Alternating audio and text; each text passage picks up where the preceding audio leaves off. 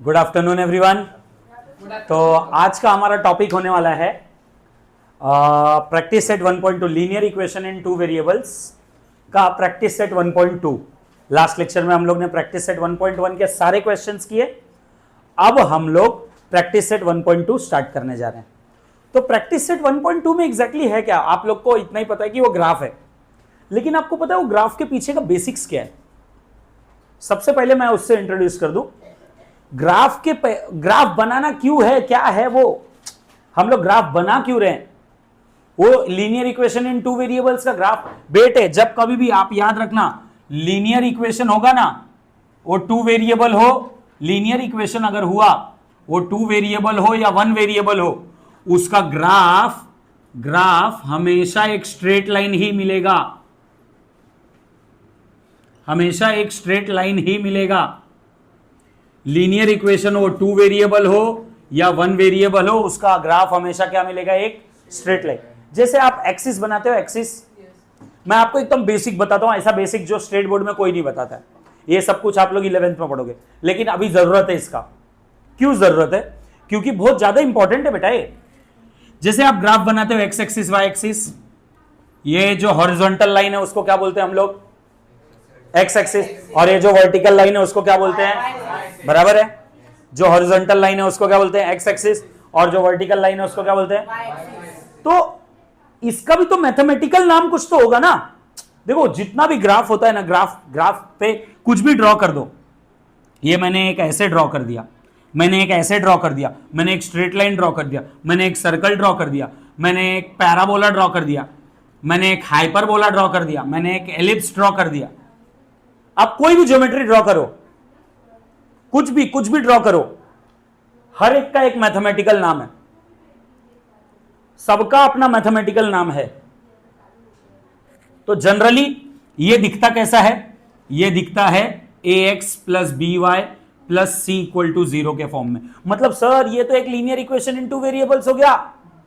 ये straight line ऐसा रहे या ऐसा रहे या ऐसा रहे या ऐसा रहे, कैसा भी, या ऐसा ऐसा ऐसा ऐसा, कुछ भी कैसा भी रहेगा ना स्ट्रेट लाइन, ये कोई भी स्ट्रेट लाइन रहे, सब स्ट्रेट लाइन जितना बनाया सबका सब अलग अलग स्ट्रेट लाइन है। ये सारे स्ट्रेट लाइन जनरली इनका मैथमेटिकली नाम ऐसा दिखेगा। जो सर्कल है उनका जनरल नाम x square plus y square is equal to r square. ये कब होगा? जब इसका सेंटर ओरिजिन होगा। अगर सेंटर ओरिजिन नहीं है तो ये गंदा सा दिखेगा, x square plus y square plus 2gx plus 2fy plus c is equal to 0, ऐसा दिखेगा। पैराबोला, ये पैराबोला दिख रहा है, ये y square is equal to 4ax के फॉर्म में दिखेगा। ये hyperbola x square upon a square minus y square upon b square is equal to 1, ये ऐसा दिखेगा। ये ellipse x square upon a square plus y square upon b square is equal to 1 के form में दिखेगा।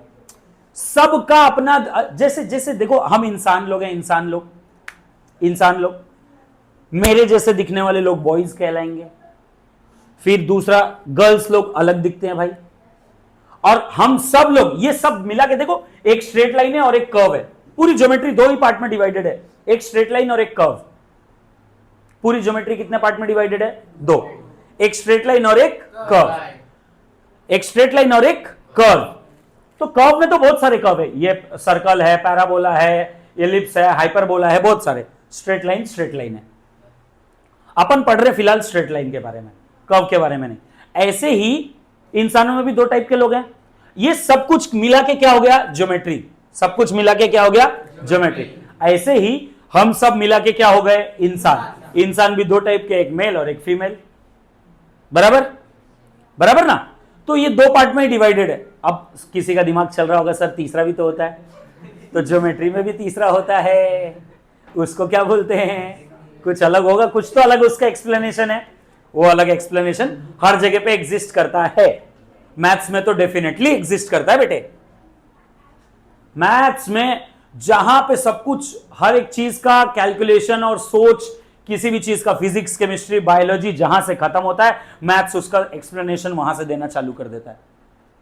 ऐसा किसी एक बड़े साइंटिस्ट बोल के गए हैं आज के 400 साढ़े 400 साल पहले कि maths is a mother of all sciences.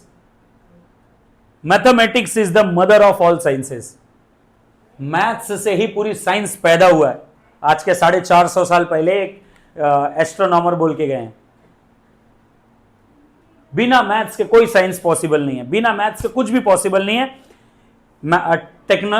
Technical studies कह लो या मेडिकल स्टडीज कह लो, कुछ भी पॉसिबल नहीं है बिना मैथ्स के। तो अब मैथ्स में ये इधर क्या आ रहा है, हम लोग को सब ज्योमेट्री, मैथ्स में हम लोग पढ़ रहे हैं एक अलजेब्रा एक ज्योमेट्री। आगे हायर स्टडीज में जाओगे मैथ्स के 6 सब्जेक्ट, वो अलग अलग बाद में हायर स्टडीज में। अभी फिलहाल आपके पास बचपन से 8th स्टैंडर्ड तक आपने कब पढ़ा खाली मैथमेटिक्स, अभी 9th में आया अलजेब्रा और ज्योमेट्री। अभी अलजेब्रा में भी 2 है, मालूम है आपको, एक सिंपल अलजेब्रा और एक स्टैटिस्टिक्स है। जब 11th में जाओगे आप मैथमेटिक्स एंड स्टैटिस्टिक्स, बुक का नाम ही यही रहेगा, मैथमेटिक्स एंड स्टैटिस्टिक्स। आप जो प्रोबेबिलिटी पढ़ोगे, आप स्टैटिस्टिक्स नाम का खुद का एक चैप्टर पढ़ोगे, ये सारा का सारा स्टैटिस्टिक्स का पार्ट है, बराबर ना। तो ये एक अलग कॉन्सेप्ट ही है मैथ्स। ये मैथ सब्जेक्ट में आगे आप 12th के बाद देखोगे तो ये मैथ्स है ही नहीं, आपको ऐसा समझेगा अरे भाई बचपन से ये सब मैथ्स में पढ़ा है, मैथ्स ही नहीं है, ये तो कुछ अलग ही सब्जेक्ट है।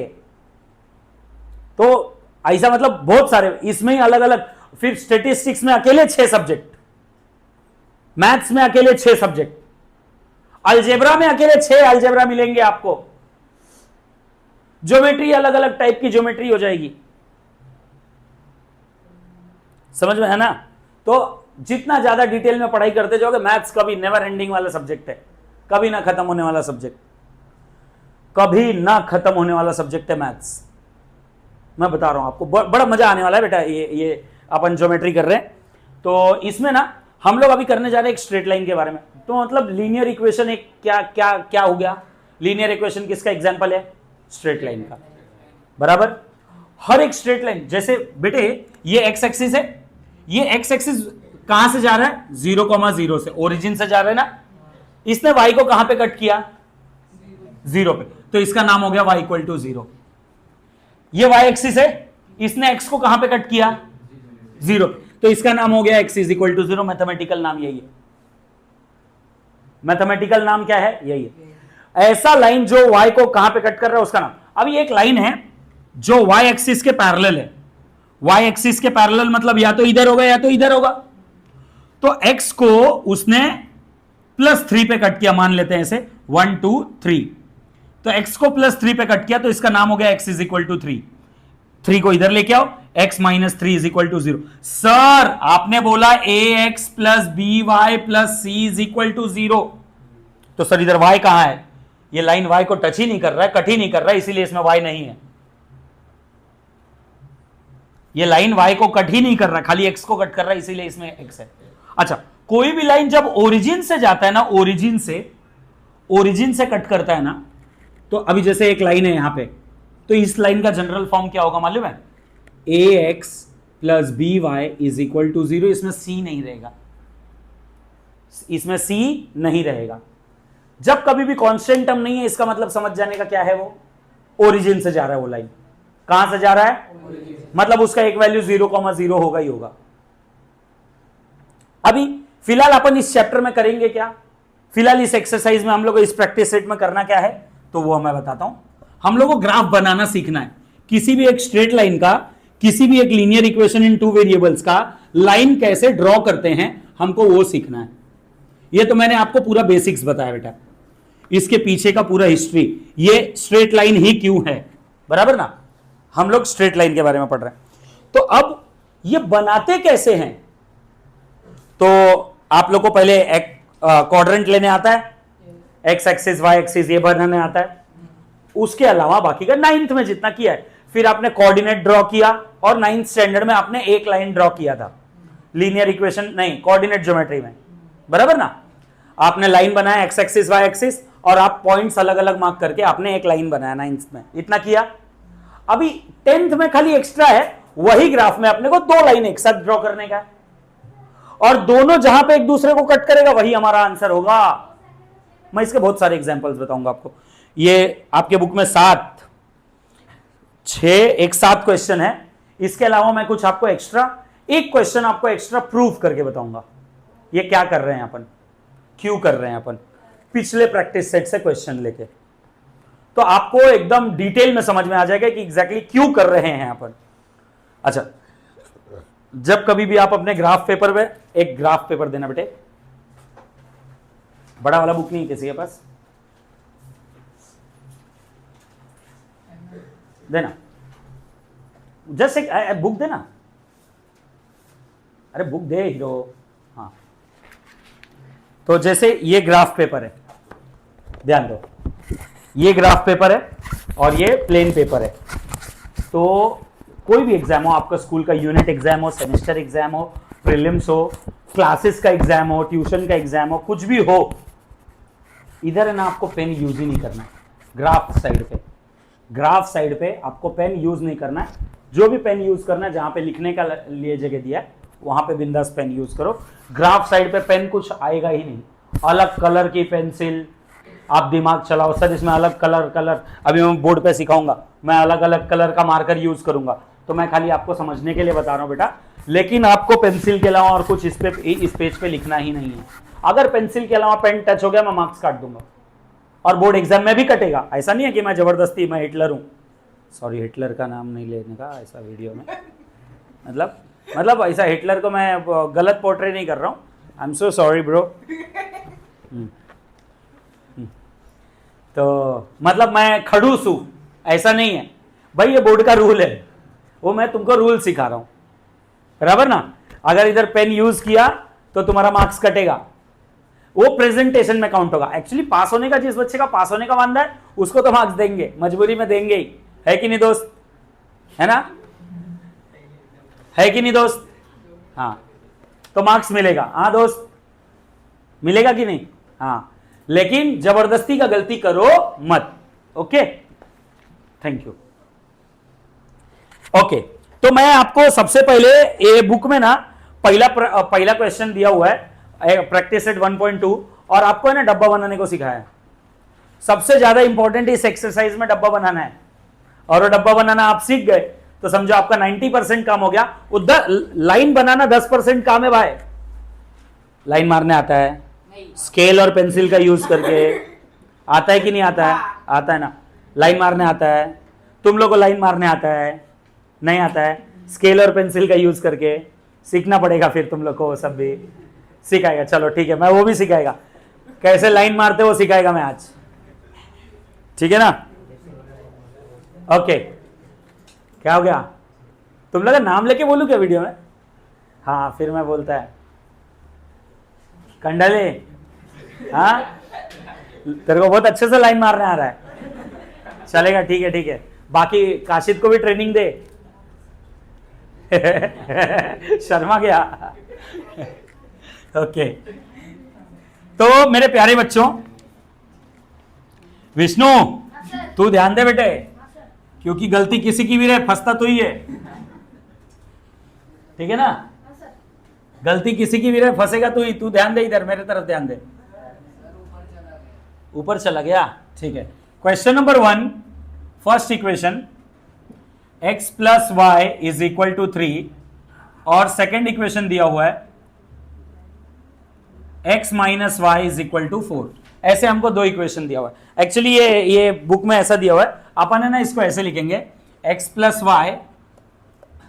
वाई इसको इक्वेशन नंबर 1 मार्क करते हैं, और x माइनस वाई इसको इक्वल टू 4, इसको इक्वेशन नंबर 2 मार्क करते हैं। इन दोनों को साइमल्टेनियसली सॉल्व करो, एडिंग इक्वेशन 1 एंड 2, तो ये 2x हो गया और ये 7 हो गया, 7/2 1.5, बराबर। अच्छा, इसमें ग्राफ बनाया ही नहीं है, कितने गंदे लोग हैं ना ये लोग।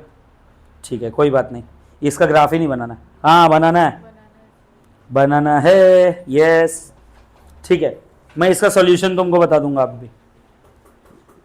अभी जैसा मैंने बोला ना, मैं तुमको कुछ एक्स्ट्रा बताऊंगा जो तुमको मैं गारंटी दे रहा हूं स्कूल में टीचर्स नहीं बताएंगे।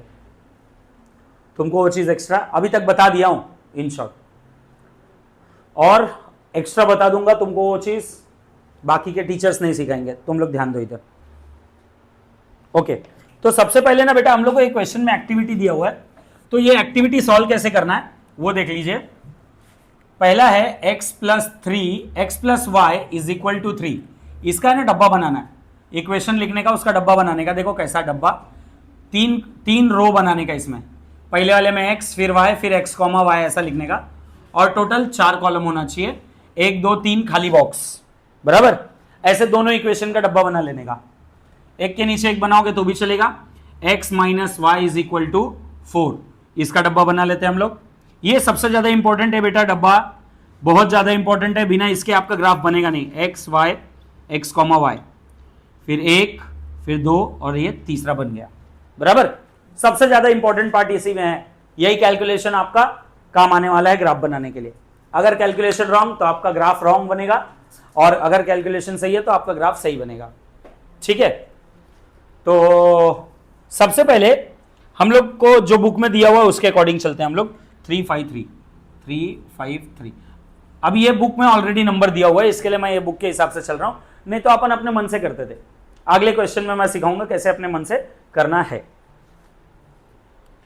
तो ये क्या है ना बेटा, रफ कैलकुलेशन, आपको रफ में करना है रफ में करो, या आपको सामने साथ में फेयर में करना है फेयर में करो, कोई दिक्कत नहीं है।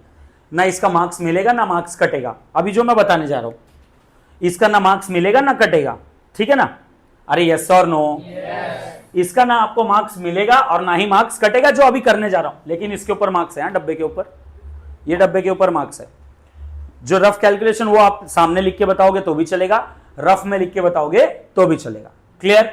ओके। तो मैं यहां पे सामने लिख दे रहा हूं ताकि आपको समझ में आ जाए। ये बोल रहा है, ये क्या बोल रहा है, x की जगह पे 3 लिख दो, x की जगह पे 3 लिख दो। तो इस इक्वेशन में 3 मतलब ये इन्होंने क्या किया, कल अपन ने किया ना, place x is equal to 3, substitute x is equal to 3 in equation 1, put x is equal to 3 in equation 1, अपन ने किया ना, बस वही किया है। इनडायरेक्ट तरीके से उतने बड़े सेंटेंस को ऐसे छोटे में बोल दिए। अपन x की जगह पे 3 लिख दिए, 3 plus y is equal to 3, plus 3 उधर जाएगा क्या हो जाएगा, 3 माइनस 3 क्या बचेगा, 0। तो इधर बच गया हमारा आंसर 0। देखो डब्बा दिया और डब्बे को भर दिया, ये आ गया x कॉमा वाई को पॉइंट हमेशा लिखते हैं तो 3 कॉमा 0। अब दूसरा क्या बोल रहा है ना, y इज इक्वल टू 5 ले लो, y की वैल्यू 5 ले लो, तो y की जगह पे 5 लिखते हैं। देखो ये y की जगह पे लिखा हुआ है ना, इसके लिए y का वैल्यू 5 ले रहे हैं, तो x plus 5 is equal to 3, plus 5 उधर जाएगा क्या हो जाएगा, 3 माइनस 5, बड़े में से छोटे को सब्ट्रैक्ट करेंगे और बड़े के आगे वाला साइन लगाएंगे, यस और नो। तो कितना आएगा, -2, इधर आ गया x की जगह पे -2, फिर कोऑर्डिनेट क्या आएगा, -2,5। अब उसके बाद वापस बोल रहा है y की जगह पे 3 लो, ठीक है, put y is equal to 3, तो ये क्या आएगा, बोलो, x plus 3 is equal to 3, plus 3 उधर जाएगा क्या हो जाएगा, 3 माइनस 3 क्या बचेगा, तो x की वैल्यू क्या बचा, तो ये क्या हो गया 0,3। समझा? इतना डब्बा बन गया अपना, किसी को कोई दिक्कत? इतना ये डब्बा बनाने आ गया अभी। अच्छा, अपने मन से वैल्यू लेने का, इसमें तो वैल्यू दिया हुआ है, आगे अपने मन से वैल्यू लेने का। तो 0 -1 0 -4, 0 -1 0 -4 ऐसा दिया हुआ है, ये 0, -4 बन गया। अब इसमें x की वैल्यू 0 डाल देते हैं, x की वैल्यू 0 डाल देते हैं, put x is equal to 0, तो ये क्या आएगा, 0 minus y is equal to 4, तो 0 माइनस वाई क्या बचेगा, -y इज इक्वल टू 4, खाली माइनस को उधर भेजो, y is equal to +4, sorry -4, y is equal to minus, y की वैल्यू इधर आ गई -4, 0, -4। मैंने उल्टा लिखा है क्या, यस, 0 इधर है तो उल्टा हो जाएगा, आंसर अलग आएगा हमारा।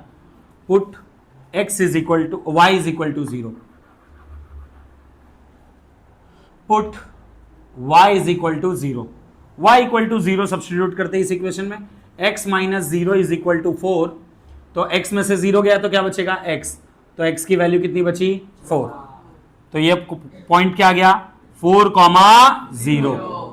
अब बोला है put y is equal to -1, तो y की जगह पे -1 लिख देते हैं, x minus of -1 is equal to 4, एक माइनस पहले से था ना, हमको y की जगह पे और एक -1 लिखना है, तो -1 आएगा ही, तो ये हो गया x plus 1 is equal to 4, +1 उधर जाएगा क्या हो जाएगा, x is equal to 4 - 1, x is equal to x की वैल्यू क्या आ गई 3, पॉइंट क्या बन गया 3 कॉमा माइनस 1, कहाँ पे बेटा नहीं समझा मैं क्या, अरे यार पूरा वैल्यूज ही उल्टा लिख दिया क्या मैंने, x की जगह पे -1 लिखा है, आई एम सो सॉरी, इस क्वेश्चन में मैंने गलती कर दिया, आई एम सो सॉरी, ये ध्यान दे देना आप लोग, x की जगह पे हमको -1 सब्स्टिट्यूट करना है,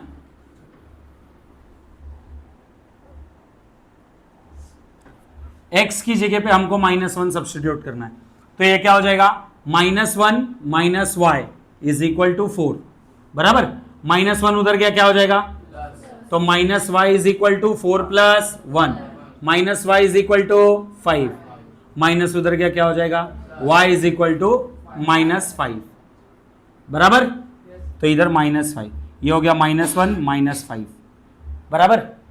सर एक बड़ा दिक्कत क्या रहता है, ये टेबल बन गया, डब्बा बन गया, बराबर। सर सबसे बड़ा दिक्कत ये रहता है ना, ग्राफ जब बनाते हैं तो कितना पॉइंट तक लेने का, बराबर, ये लाइफ में दिक्कत है। इन सब में देखो सबसे बड़ा और सबसे छोटा नंबर कौन है, सबसे बड़ा 5 है, सबसे छोटा ना -5, -5 ना, तो हम लोग है ना सबसे बड़ा सबसे छोटा कौन है -5, सबसे बड़ा कौन है 5। अगर मान लो बड़ा 6 होता तो हम लोग सारा नंबर है ना +7 -7 तक लेते, सबसे छोटा क्या है 5, तो -6 तक तो आना ही चाहिए, एक ज्यादा लेने का हमेशा, जो बड़ा नंबर है उसका सबसे जो बड़ा नंबर है सबसे बड़ा उससे एक ज्यादा, जो सबसे छोटा नंबर है उससे एक कम, इतना हमारे ग्राफ पे आना ही चाहिए। तो मैं ग्राफ यहां पे ड्रॉ कर रहा हूं आप लोग के लिए, ध्यान दीजिएगा।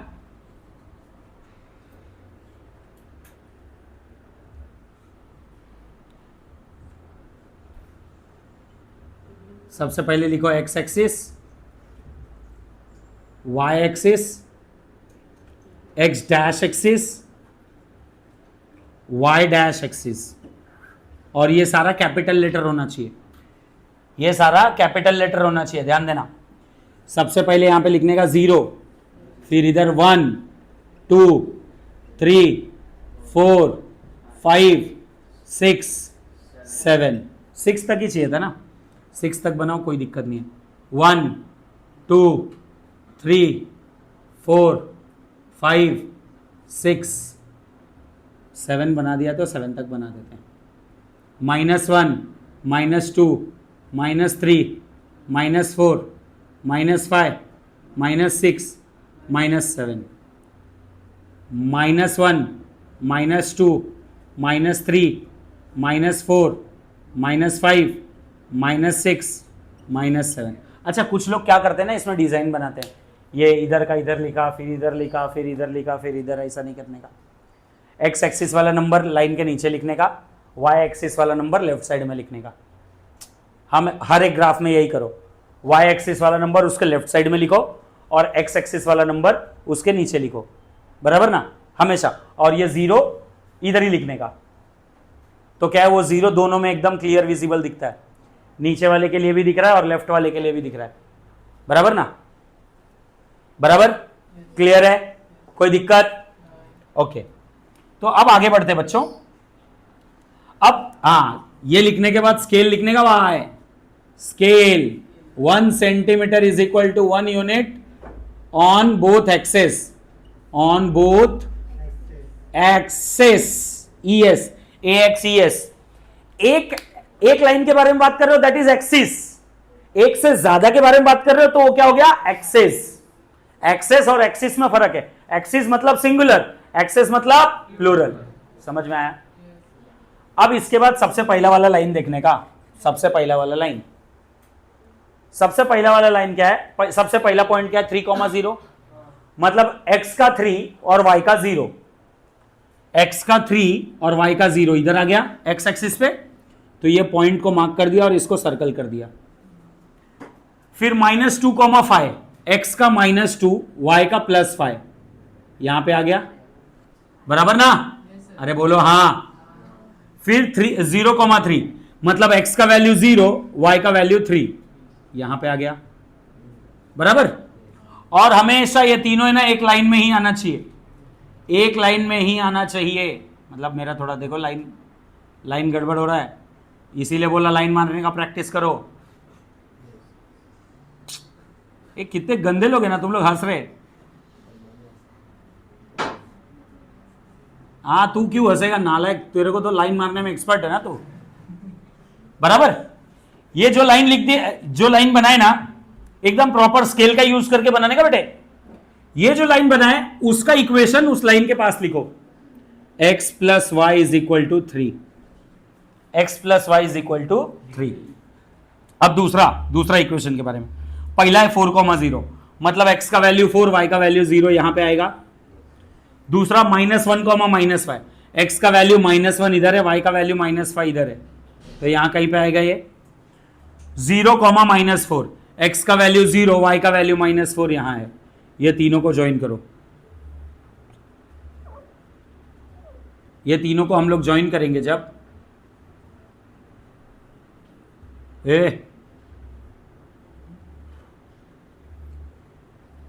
ये तीनों को हम लोग ने ज्वाइन कर दिया, इसका नाम क्या है, x minus y is equal to 4। समझ में आया? अब ये दोनों लाइन एक दूसरे को कहां पे कट कर रहा है, क्या हो गया? हाँ ठीक है,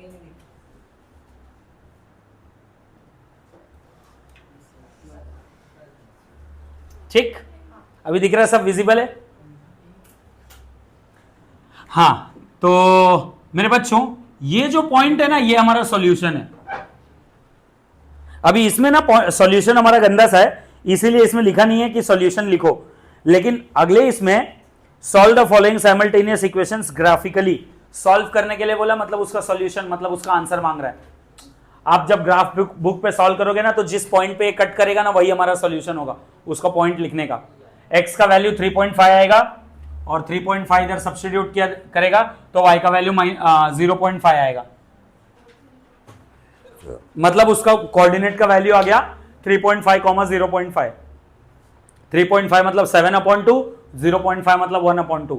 इसमें वैल्यूज डाल के देख लो, 7/2 और 1/2, वो भी माइनस, y का वैल्यू नेगेटिव नीचे के साइड है ना, -1/2। तो देखो 7/2 -1/2, दोनों का डिनोमिनेटर सेम सेम है, तो 7 - 1/2 दैट इज 6/2 इक्वल टू 3। देखो ये दोनों को ऐड करके 3 आया, आंसर हमेशा सेम आएगा आपका। ये वही है साइमल्टेनियस सॉल्व करने का दूसरा मेथड, ग्राफिकली, जो अपन ने पिछले एक्सरसाइज में, पिछले प्रैक्टिस सेट में किया, ये उसी को आंसर निकालने का दूसरा मेथड है। दोनों लाइन को जहां पे कट करते, जो हमारा आंसर आता है ना, जब दोनों को ऐड करो, सब्ट्रैक्ट करो, तो x का एक वैल्यू आएगा, y का एक वैल्यू आएगा, हम लोग सॉल्यूशन लिखते हैं कि x, y ये है। तो जब दोनों लाइन का ग्राफ बनाओगे ना, तो ग्राफ जहां पे कट करेगा वही सॉल्यूशन पे ही कट करेगा। यही आपका इसका निंजा टेक्निक है, यही आपको इसका सीखने का है। दोनों जहां पे एक दूसरे को कट कर रहा है वही हमारा सॉल्यूशन है। समझ में आया? क्लियर है? तो 2 स्ट्रेट लाइन आज के लेक्चर में, अभी इसके आगे का कंटिन्यू करेंगे हम लोग थोड़ी देर में। और फिलहाल मैं आपको बता दूं बेटे, अभी मैंने आपको इतना टॉपिक कवर कर दिया है कि आपको इसका बेसिक्स, सारा बेसिक्स एकदम बढ़िया तरीके से बता दिया है। फर्स्ट प्रैक्टिस सेट हो गया, और ये इसमें से ये डब्बा बनाने का थोड़ा सा कॉन्सेप्ट आपको थोड़ा समझेगा नहीं, तो आगे हम लोग